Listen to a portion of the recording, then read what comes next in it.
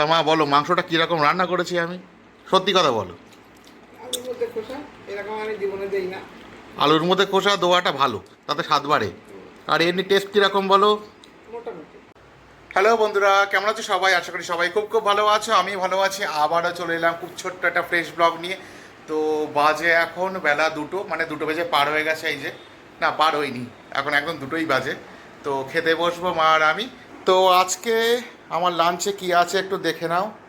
এই হচ্ছে সাদা ভাত, লাল শাক ভাজা, বড়ি দিয়ে সর্ষে দিয়ে বাটা মাছের ঝাল, চিকেন, আর রয়েছে চাটনি। তো লাল শাক আমার যতটা পছন্দ তার থেকে মার পছন্দ অনেক বেশি। বারবার বলছিল লাল শাক আনতে, তাই গতকাল লাল শাক এনেছি। তো বেশ সুন্দর করে দেখো, তেল তেল তেল তেল করে রান্না করেছে, এই দেখো। তো আজকে কার বাড়িতে কি মেনু হচ্ছে অবশ্যই কমেন্ট বক্সে জানিও। আর আজকে সোমবার, তো অনেকে সোমবারে দেখছি নিরামিষ খায়। তো আমার সেরকম কোনো ব্যাপার নেই, আমার সপ্তাহে 7 দিনই আমিষ। যেদিন মনে হয় সেদিন নিরামিষ, নইলে আমিষ আর কি। আর এই যে মা এখন খেতে বসছে।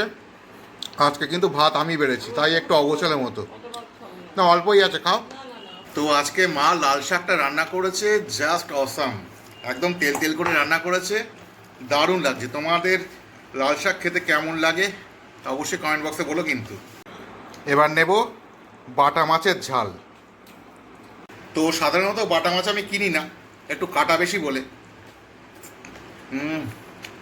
দারুণ লাগে মাছটা, না এরকমভাবে চুষে রেখে দিতে অসাম লাগে। এইবারে মা চিকেন দিচ্ছে।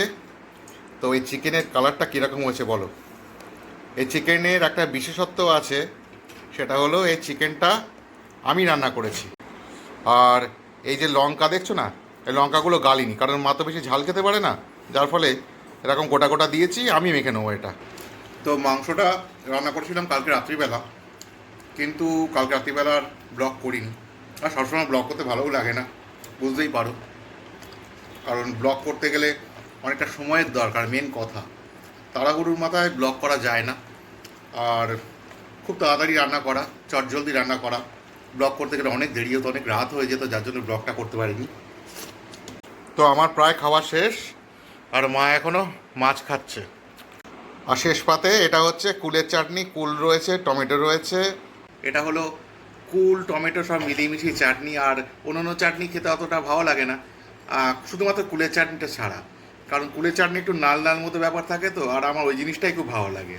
আমি চাটনি খাচ্ছি, মা মাংস খেতে ব্যস্ত। তা মা বলো মাংসটা কীরকম রান্না করেছি আমি, সত্যি কথা বলো। আলুর মধ্যে খোসা এরকম আমি জীবনে দেই না।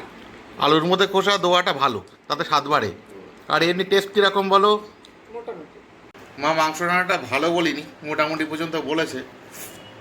যাকে যাক, ব্লগটা খুব বেশি সময় লম্বা করছি না, এখানে শেষ করছি। দেখা হবে পরবর্তী ব্লগে অন্য কোনো মুহূর্তে। সবাই ভালো থেকো, সকলকে ভালো রেখো। টাটা।